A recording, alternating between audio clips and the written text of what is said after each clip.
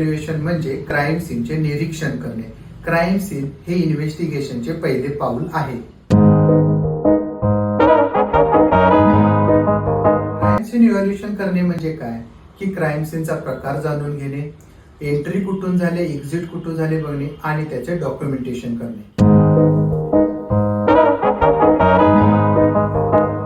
जसे की शिनाबोरा हत्याकांडमध्ये crime scene इव्हॅल्युएशनने त्यामधील खूप महत्वाचा मोठा भाग उलगडून काढला.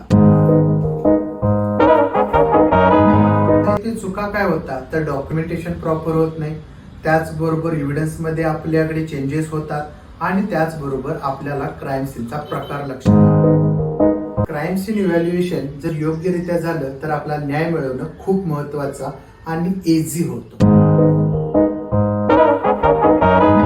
हा व्हिडिओ आवडला असेल तर लाईक, शेअर आणि सबस्क्राईब करायला विसरू नका. धन्यवाद.